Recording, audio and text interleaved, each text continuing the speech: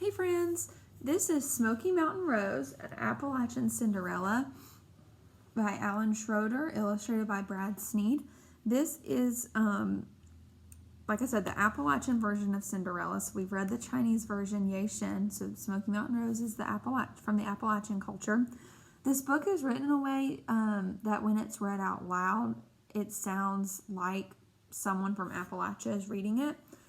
We are from Appalachia, the Appalachian region, but the dialect, the accent is still going to sound different. So remember, we want to be polite and know that this is from a different culture, and it's going to sound maybe a little funny, but that's okay. If there's something that's harder to understand or a phrase y'all might not know the meaning of, I'll explain it. So, Smoky Mountain Rose, an Appalachian Cinderella. So this one's kind of neat because it really comes from our area and the culture of people who lived here before us. So,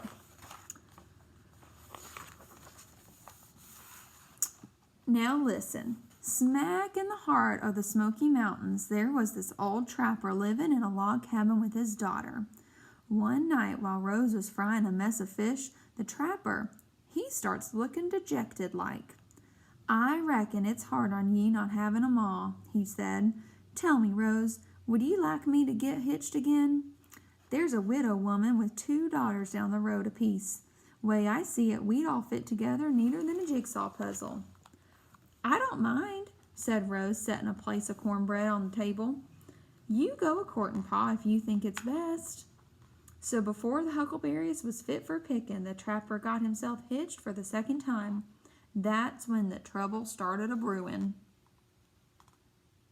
So you can see, like, the words are not spelled correctly. Instead of, it's O.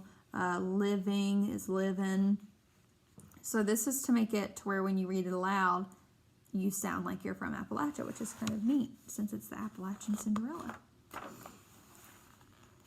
"Ye see, Gertie, the new wife, she was just about the crossest, fearsomest woman that side of Tarbelly Creek.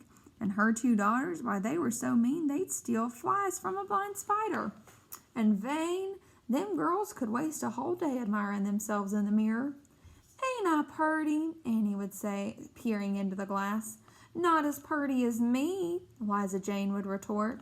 "Y'all watch someday I'm going to marry a fine gentleman, go to Memphis, and live like a lady." Rose, on the other hand, was a sweet little thing, always looking out for others and taking care of sick critters and the like. Annie and Liza Jane couldn't stand the sight of her. To be ornery, they dressed her in the sorriest looking rags and made her do plumb near every chore. Well, it just about broke the trapper's heart to see his daughter out milking the cow and collecting the firewood and churning the butter. He would have talked to Gertie about it, but talking to her was like licking an agitated rattler. The trapper figured it was better to say nothing at all. So, like kicking an agitated rattler would be like talking to her was like kicking a rattlesnake. Not a good idea. This went on for a long time. Then one day the trapper up and died. Rose had loved her pa something fierce, and for days on end she couldn't stop a-weeping. Finally Gertie lit into her mean as a hornet. "Shut up, you're crying," she screeched, "or I'm going to feed you to the dogs, you hear?" From then on, Rose's life was just as hard as it could be. Chores from sunup to sundown. Course, she thought of running away, but she didn't have anywhere to go. She figured she had to set it out and wait for a better day to come along. Now, it so happens that on the other side of the creek, there was this real rich feller, made his fortune in sow bellies and grits. Well, this feller wasn't hitched yet, so one day he gets the bright idea to invite all the neighbor people to a fancy old party, thinking he might find himself a wife. When Annie and Liza Jane got their invitation, they plumb near went crazy with excitement. "I'm going to order me a brand new dress out of that catalog," Annie declared. "No, you ain't," cried Liza Jane. "That catalog is mine, you skunk. Take your hands off it." Now, Rose, she sort of figured she was invited too. When Annie and Liza Jane heard that, they started a-howling. "Lord of mercy! Who don't want to dance with a dirt clod like you?"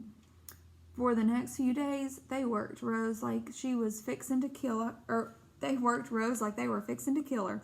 A full hour before the sun was up, she'd be ironing their dresses and polishing their shoes and every other darn fool thing.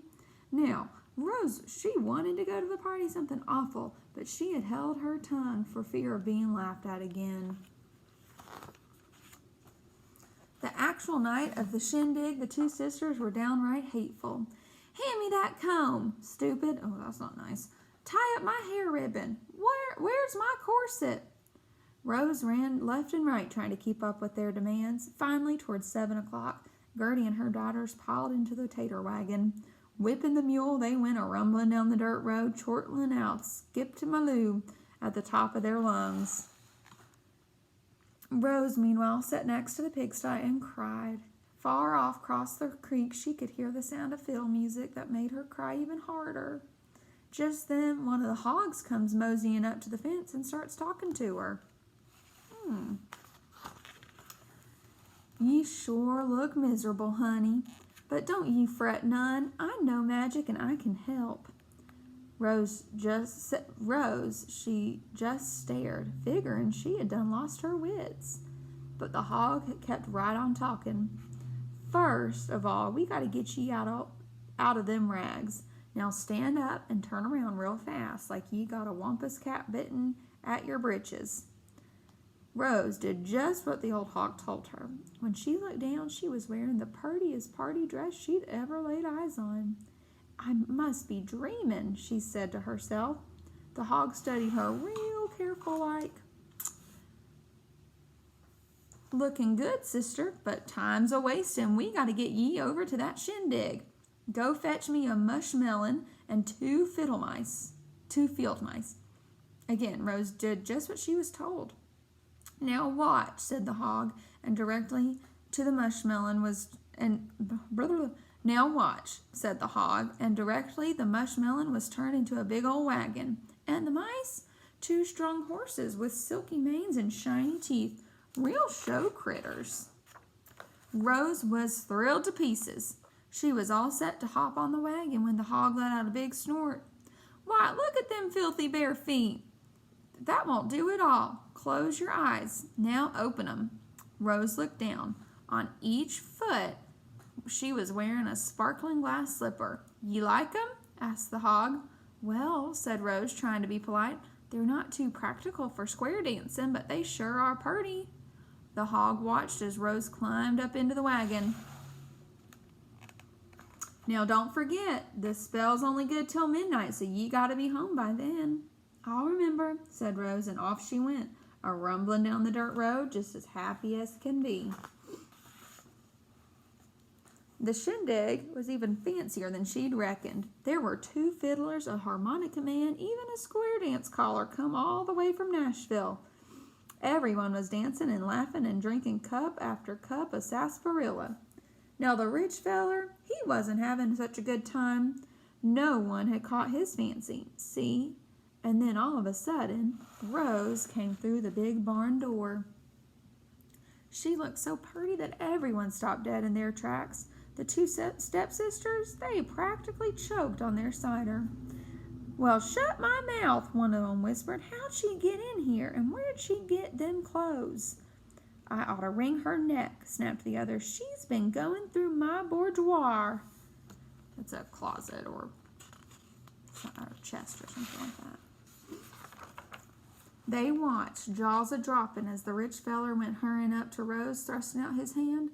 "Pleased to meet ye, missy," he said real friendly. "My name's Seb. How about taking a turn round the dance floor?" "My pleasure," said Rose, and off they went, arm in arm. Neighbors cleared a space and watched as the 2 lovebirds started promenading to the tune of Baldy Holler. 8 hands up and go to the left, backwards now, and home ye go.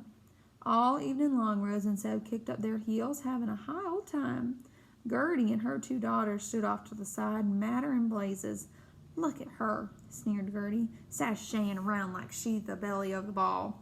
I'll fix her when she gets home. Give her a list of chores she won't never finish." Oh, she's having so much fun.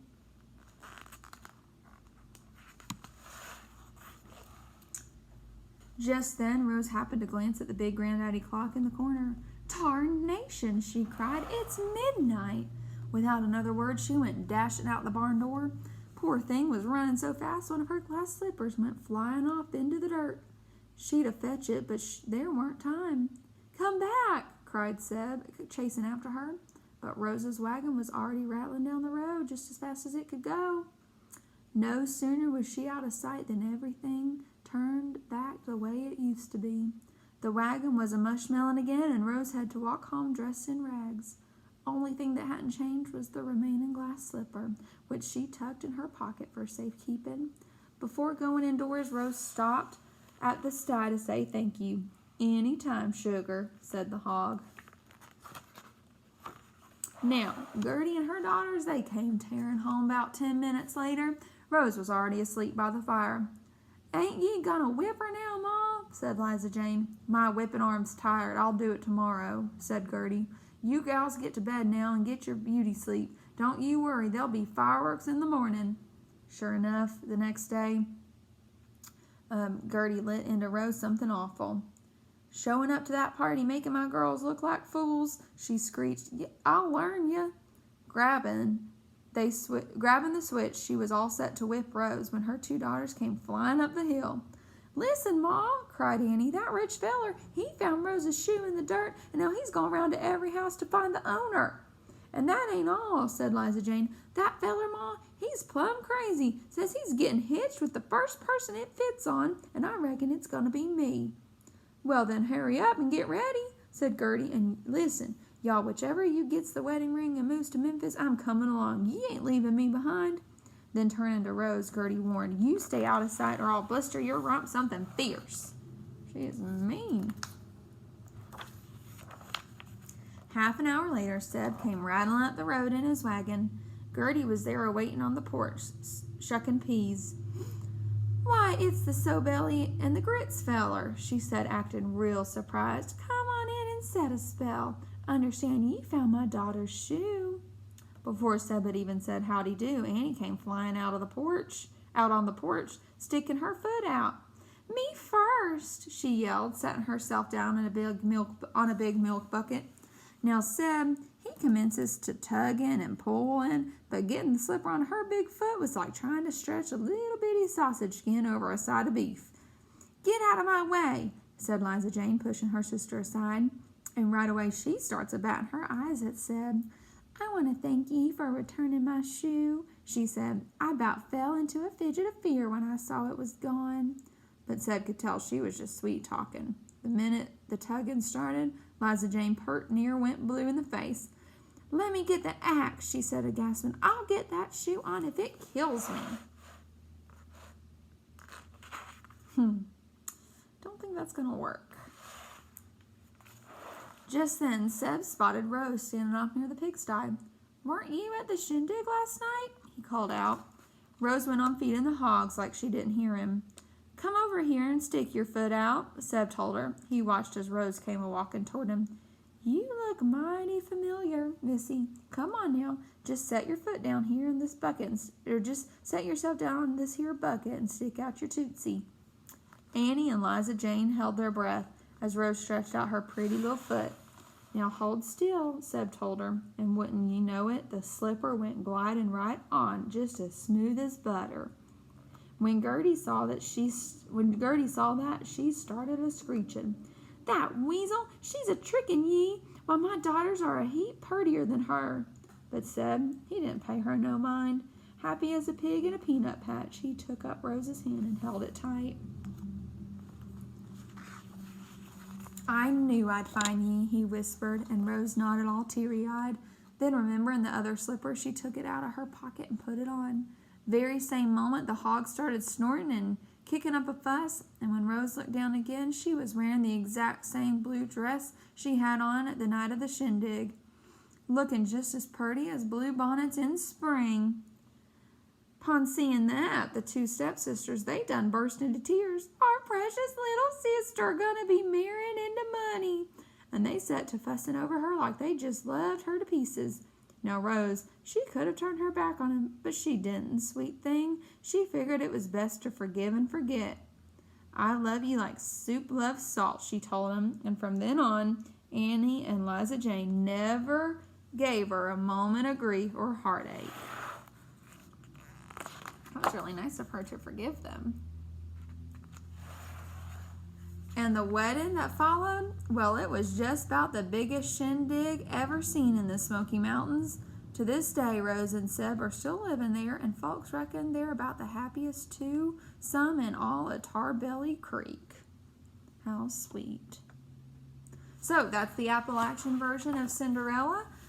Later this week, we're going to read the traditional Cinderella and a Western Cinderella that's set out in the Western United States called Cindy Ellen.